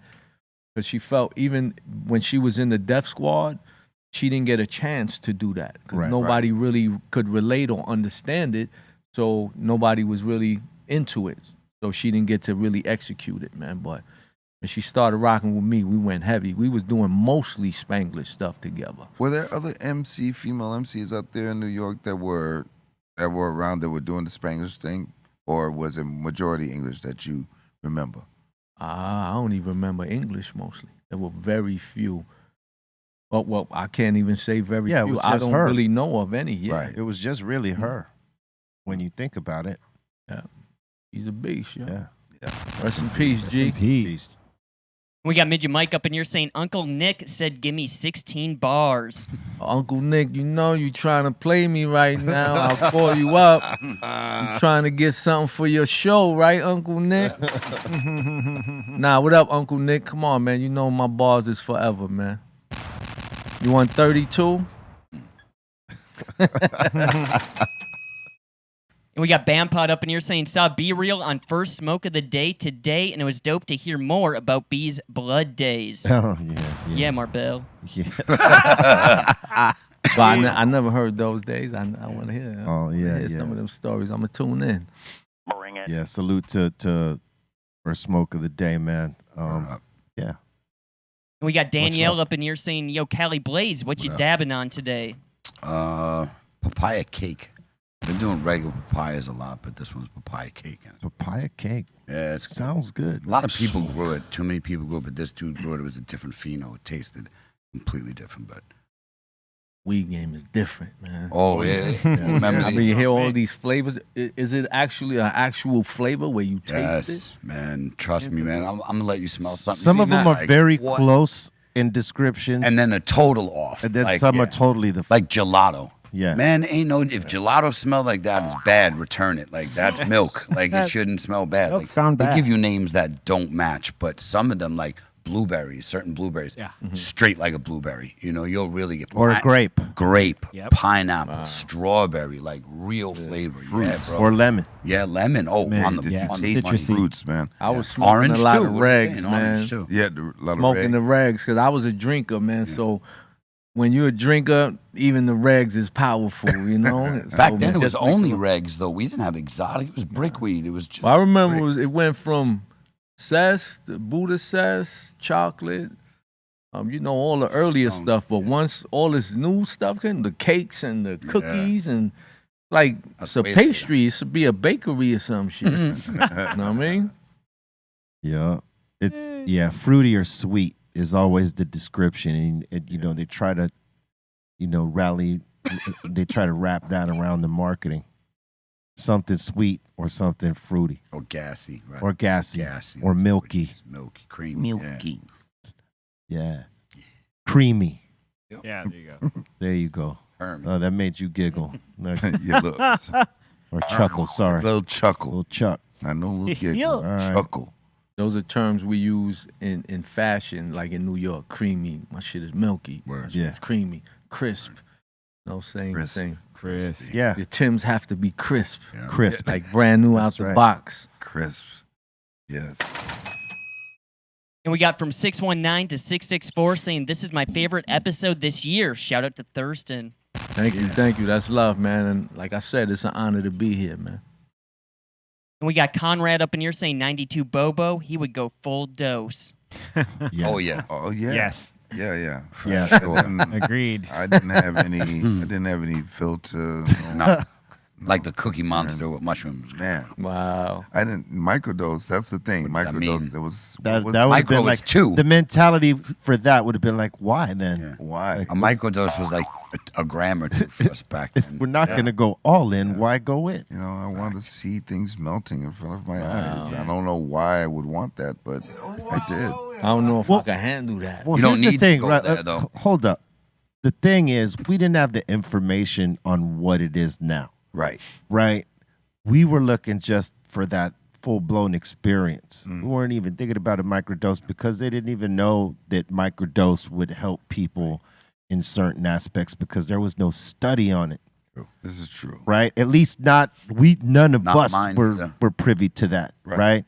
It was all more recreational for us. So we weren't thinking about a minimal dose. We were like, how do we get there? What's the least amount we need to get there? whacked? Right. Yeah. Exactly. And we were experimental because most of the people that we were hanging with didn't really know. Yeah. Right. They were guessing. Bro, it was like an eighth or better back then. You just Yeah, did a you had to bunch. like rock an You eighth really did. and chew that crap. Yep. Oh, You did. Exactly. Yep. Exactly. I could remember the nasty ass taste right now. Just I talking mean, about it. I do love now that you can get the chocolates. You have Yes. the control of Yes. dose. Yes. You know what it is because you get a whole thing of mushrooms. Yeah. You don't know how that one cap is going to make you feel, how much is involved in there, how much fungus is up there. As among You know what I mean? Yeah. I got a fear. I got a fear of drugs, man. I got a fear. I never even sold drugs. That's how much I feared drugs. You know. That's a good respect for drugs too. Yeah. I mean, it Indeed. Fear and respect. destroyed my family, man. So Right. it's like Yeah. I seen from the example they set, it made me not want to touch anything ever. And just Brownsville, when you were growing up, was just like a bomb hit it, from drugs. Like, it was all drug related. Oh, yeah. So it's just weed and alcohol. Weed and alcohol. I went hard with the alcohol. My name is Thirstin now, so I was drinking hard. I'm a 40-ounce drinking dude. The old English. Yeah, I'm the dude where every time you saw me, I had the 40 OE. Wow. On the corner, you see all my 40 deuce pictures. I got the bottle with the brown bag, and I'm on the train 7:30 in the morning, and I was heavy on the OE, man. Yeah, that Mars food. Yeah. That's that malt liquor too, boy. Y'all call it 8-ball out Eight here, right? ball. Yeah. 8-ball. We used to laugh at that, man. Like 8-ball, I There's didn't get always it. OE. Yeah, or old gold. In New York, we said old gold was the original term. Yeah. Like if you notice, Run DMC and them, everybody had an old gold crew in New York. That means dudes who just get together and drink 40s of old English, you know? Wow. Yeah, we'd also call it OD. But yeah, man, that could get you lit. Oh, That turn you into an animal. turn you into an animal. I'm ready to take on the world. Yeah. You taking off your shirt in 20 below weather is walking down. Most gangbangers in that time were like lit off that OE. Off several of them. Yo, we used to even put Bacardi in the OE with the Hawaiian punch and, and call it red rum. You were doing things. Yeah, I was going hard with the drinking. I'll drink everything. I used to love the drink, man. Man. Word up. And we just got two up in here, and they're just from Marbella, so don't worry, guys. He's saying Bolt and Bars, go read a book live on the show. Oh, wow. That would be awesome. Can I choose the book? Get like a Harry Potter book. Harry Potter. Dr. Seuss. There you go. Yeah, let's start with something. Winnie the Pooh. Let's start with like a beginner's level book, and I'll work my way up. Siege at it run. And Marbell's just saying, Colton, don't make me come up there. Ooh. That's a threat. Putting the threats down, man. And that seems to be it. Hey, thank you for all those interactions, man. We thank you for the love and support and getting down with the show. And we appreciate you. And spread love while you're out there watching this and after. You know what I mean? Let that be the theme always, because that's what we try to communicate to y'all, man. Love is everything. And want to send a whole lot of love out to my man, Thirstin Howl the third, for sitting down at the table. First of many more times. Please, man. Just the same with the music. As much as you need, whenever you need it. So I'm here, man. I just want to keep making my mark in hip-hop, man, and I want to work with good brothers, man. I said something earlier in one of my posts. Is like, the people who love the culture, man, they also learn to love each other, man, and that's on all coasts, and I'm real big into that, man. That's my what's whole up. thing is love and loyalty amongst my team. So just, I don't love nothing greater than hip-hop, man. It's always been my first love in this world, so I feel like I'm sitting with the prophets and all that, so. Amen. Beautiful thing. It's all mutual love. respect, man. Thank and you. love, man. Let them know where they can find you. Well, you already know ThirstinHowl3.com, Thirstin Howl the Third on YouTube. Check out my channel. You know, I got over 150 music videos. Anywhere, social media, same thing. Facebook, Thirstin Howl the Third. Instagram, Thirstin Howl the Third. You know, holla at LeBronx James for them low fits. You know, we got all of that going on. But just Thirstin Howl the Third, everything, man. No matter what I do is under the same umbrella, the same name, and Low Life, you know. Be on the lookout for that Low Life series coming soon. I'm doing with Kevin Garnett, Content Cartel, you know, Blowback Productions. So that was my main reason for taking this trip. Besides, once you invited me, I was like, all right, let me go sit with my team over here, and we still putting a lot together. But there's a lot coming, man, and we showing them we was always here. And just, you know, hip-hop, man. We live this, man. We contributed. We're part of it. And we're going to keep, you know, making our marks and letting the world be known, man. Absolutely. Well said, man. Thank you. C minus. Shout out to Thursday. It was a pleasure having you on the show, Thank you, man. Mad respect. Shout out to Blaze B. Shout out to Eric Bobo. Shout out to Dom. Shout out to Morning Shot Films Ray. Shout out to Bolton. Super shout out to Javi Lopez. Super shout out to Pedro Aton, my mom, my son, love you. You can follow me at C-Fan4 on all the social medias, and we'll see you tomorrow. Eric Bobo. All right, catch me on the socials, on Twitter at Eric Bobo, on IG at Eric_Bobo, also on Discord, Bobo's Corner and Insane Asylum, Be Real TV Discord. Big ups Thirstin for coming on through. Much love. Yes, we will be working again together, man. Thank you. Big ups to everybody here at the table, Treehouse crew, all the peeps that check out the show. A big happy birthday to my girl, Ashley Valentine. Yeah. And Snacks and I, we thank you for your support, buddy. Shout to the Insane Asylum. Thank you guys so much. Shout to Ray Morning Chat Films. Shout to the Dominator. And what's going on, Blaze? Not much, man. Thurston, thanks for coming through. It was great having you at the show today. Thanks for having everybody at the table, 5150s, Insane Asylum, Wifey, my company, everybody else. Power of manifestation is real. If you can see it, dream it, say it, absorb it, and most importantly, work toward it, you can make it happen. Swallow that.